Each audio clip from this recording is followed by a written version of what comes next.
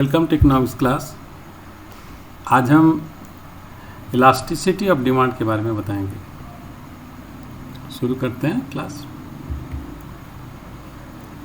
Elasticity of demand क्या होता है? ये elasticity of demand is a measure of the rate और the degree of responsiveness of quantity demanded of a good to change in its price or income of the consumer or price of related goods। तो ये क्या है? Is a major. ये किस चीज़ का major है?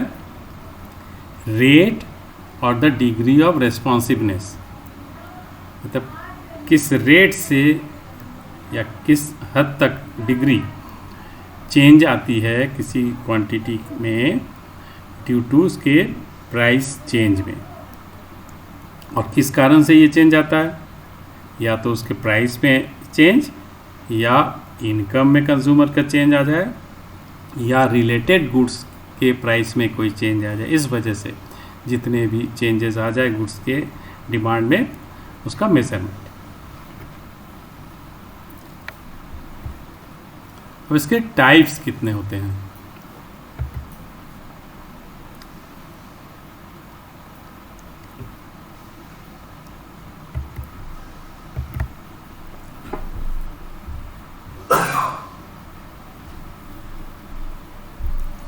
एक तो है प्राइस इलास्टिसिटी ऑफ डिमांड, दूसरा इनकम इलास्टिसिटी ऑफ डिमांड, फिर क्रॉस इलास्टिसिटी ऑफ डिमांड। ये तीन तरह के इलास्टिसिटी ऑफ डिमांड होता है।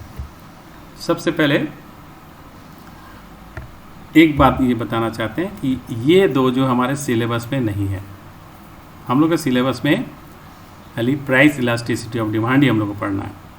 तो ये तो प्राइस में चेंज की वजह से जो चेंज आता है ये है। दूसरा इनकम में चेंज की वजह से जो चेंजेस आता है वो इनकम इलास्टिसिटी हो गया। और रिलेटेड गुड्स के प्राइस में चेंज होने की वजह से जो चेंज आता है उसको क्रॉस इलास्टिसिटी ऑफ डिमांड कहते हैं। लेकिन ये दोनों हमें नहीं करना है, हम लोग को खाली यही पढ़ना है। तो पहले इसको देखते हैं, प्राइस इलास्टिसिटी ऑफ डिमांड। ये क्या होता है? It is a measure of the degree of responsiveness of the demand for a commodity to a change in its price। तो कितना चेंजेस आता है डिमांड में किसी कमोडिटी का उसके प्राइस में चेंज की वजह से, ये है प्राइस इलास्टिसिटी ऑफ डिमांड। तो इसमें कितने तरह के डिग्रीज हम लोग मेजर करते हैं। एक है परफेक्टली इलास्टिक डिमांड, दूसरा है परफेक्टली इन इलास्टिक डिमांड, और यूनिट इलास्टिक डिमांड। ये होता है कि जब बहुत ज़्यादा जिसमें चेंज होता है, थोड़ा सा भी प्राइस चेंज में इनफाइनाइट चेंजेस होता है, उसको परफेक्टली इलास्टिक डिमांड कहते हैं। और जिसमें बिल्कुल भी चेंज नहीं आता है वो परफेक्टली इन इलास्टिक डिमांड होता है।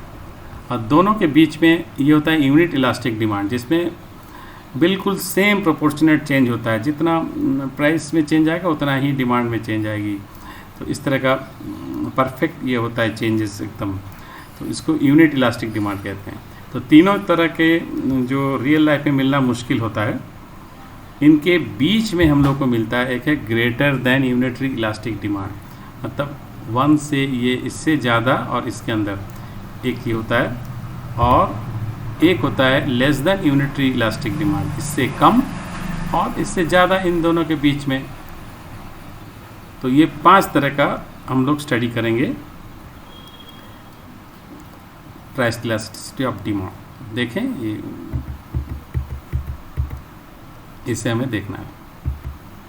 पहले लेते हैं परफेक्टली इलास्टिक डिमांड। ईडी से रिप्रेजेंट करते हैं इलास्टिसिटी ऑफ डिमांड को। इनफाइनाइट जब होता है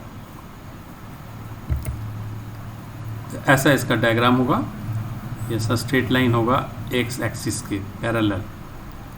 थोड़ा भी प्राइस चेंज है या नहीं है, बहुत इसमें चेंजेस आ जाता है डिमांड में, वो उसको एकदम परफेक्टली इलास्टिक डिमांड कहते हैं।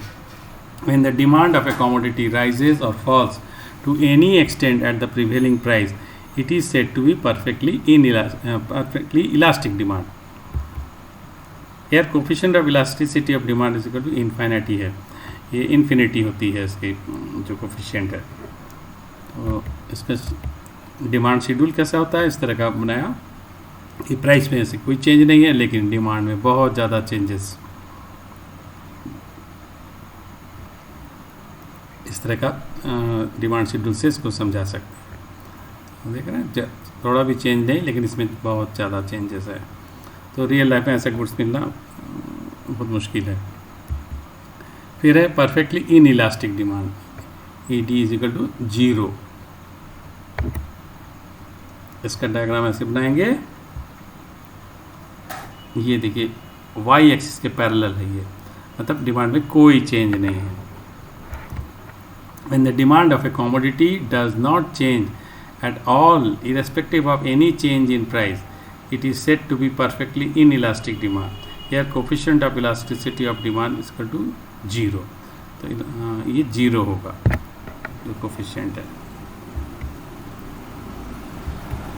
इसका शेड्यूल ये है, इसमें देखिए जैसे जैसे चेंज आ रहा प्राइस में, डिमांड में कोई चेंज नहीं है, सेम है। तो इस तरह का एग्जाम्पल होगा। तो ऐसा भी गुड्स मिलना बहुत ही मुश्किल होता है जिसमें बिल्कुल बना चेंज है डिमांड में। और फिर है ई डी इक्वल टू 1, ये यूनिट इलास्टिक डिमांड, इसका ग्राफ ऐसा होगा, इस तरह का स्लोप है।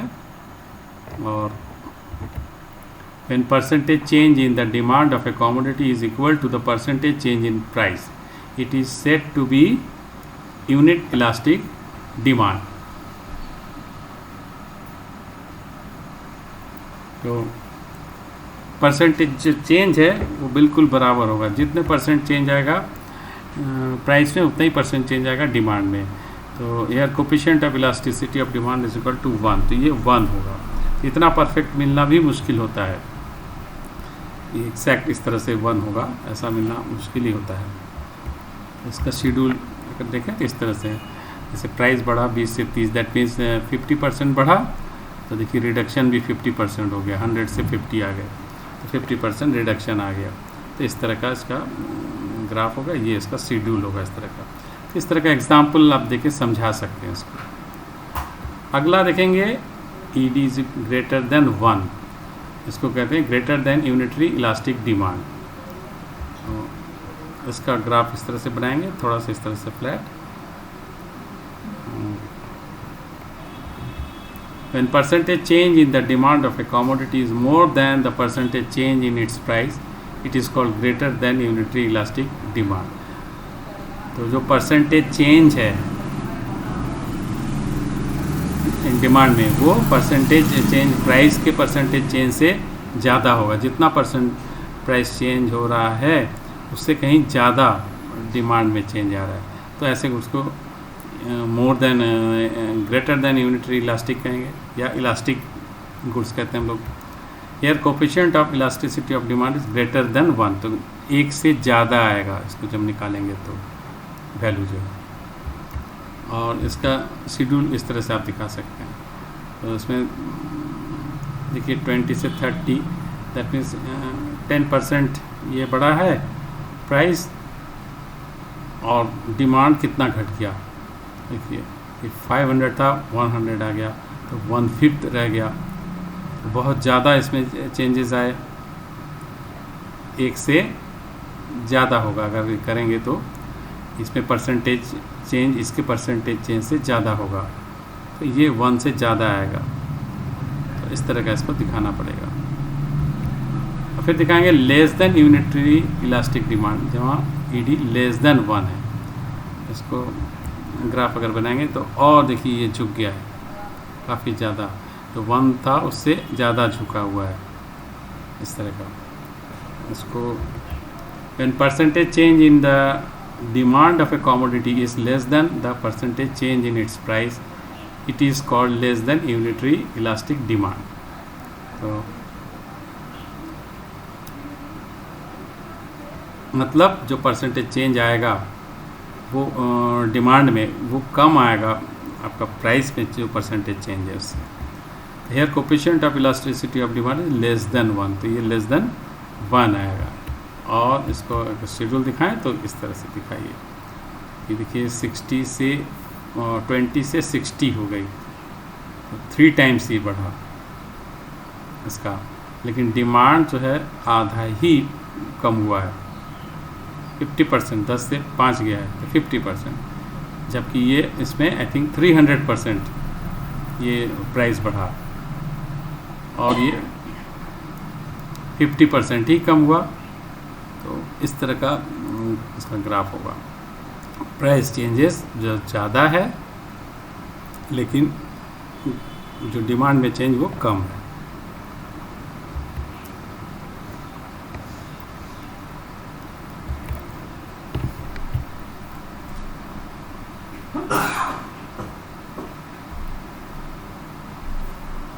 अब जो दिखाने वाले हैं ये एक ही ग्राफ में पांचों कंडीशन जो हमने अभी बताया वही एक जगह बना के दिखा रहे हैं। देखिए एक ये इस तरह का है, एक ये 2 एक्सट्रीम केस बताया था, और एक बीच में ये d=1 इस तरह का था।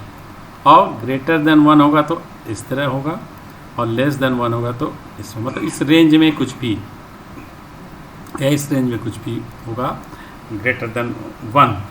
तो इस तरह से एक जगह आप दिखा सकते हैं। तो इतना ही कुछ है इसमें समझाना, आशा है कि समझ में आ गया है। तो समाप्त करते हैं क्लास। Thank you.